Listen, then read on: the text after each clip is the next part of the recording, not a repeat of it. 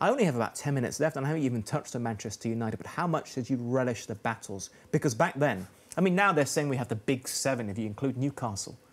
We went from, what, the big two, big four, big three, big seven, whatever it might be. More money's coming into England.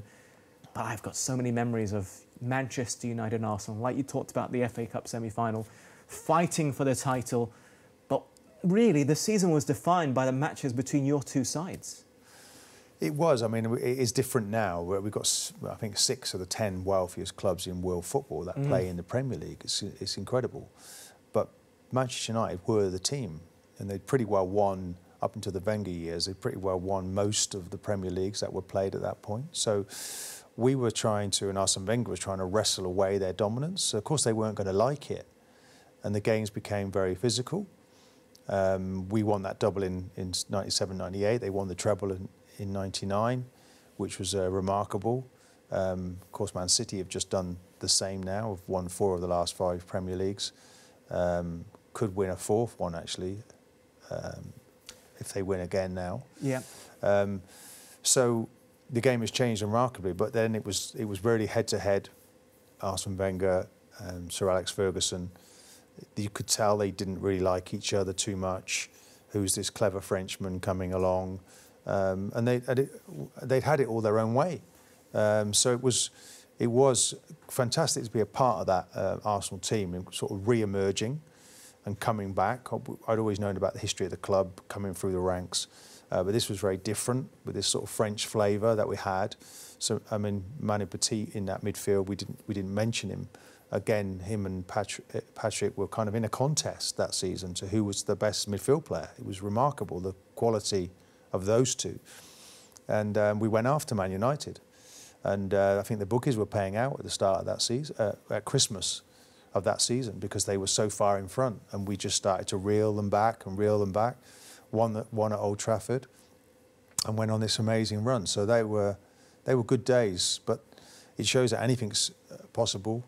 And if there's a dominance, you know, we're seeing Man City now, and it looks like that will, as long as Pep wants to be there, that will be the way, the status quo. But it'll change. One day it will change. And when it changes, I'm hoping it's going to be Arsenal again. Those Man United Arsenal head-to-heads, though, I don't know if they'll ever be quite matched in the same way, because both teams were, you know, over a 5-year, 6-year period, were basically the 2 best teams in England. Yeah, those battles are really something to look forward to. I got to ask, speaking of the word battle, the Battle of Old Trafford. A lot has been made up about it, and the images of you and Van Nistelrooy, they're still brought up even now. What memories do you take from that specific match, an all-time classic in the Premier League? Well, look, we're nearly at 20 years now for this. When we come to reaching September, I think that's the anniversary. Somebody mentioned it to me the other day about doing something for charity around that event. Not to condone my behaviour, but you know, the photograph, people want to do something with it. So, yeah, I don't think a week goes by really in those 20 years without somebody mentioning it somewhere. I didn't really realise at the time how big it was, how enormous it was. I remember it being talked about in the House of Commons. Really? Yes. I remember people outside the House, fans. I remember trying to put the TV on, and it was on every channel. It was just like incredible, really, at the time. People thinking it was a disgraceful behaviour. You know, it was enormous. And then on the pitch, it didn't really seem, of course, that too big a thing. We got on the bus, we went home, and then it seemed to really explode. There was a huge backlash in terms of the number of games, the suspensions that we took as a team, fines. But it somehow galvanised the group, and that penalty miss. I mean, of course, we went unbeaten. No one knew at the time we were going to go unbeaten.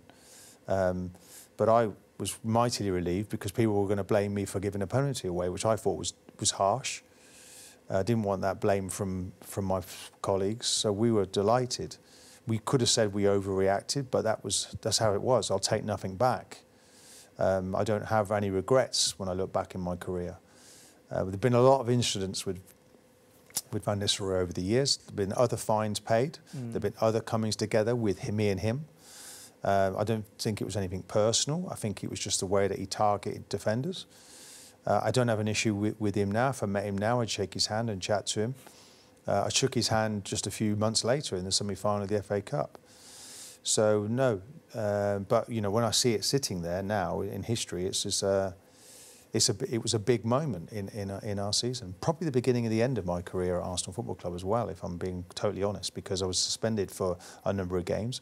I got injured before the suspension could be served, and it was difficult then for me to get back into a team that was never going to lose.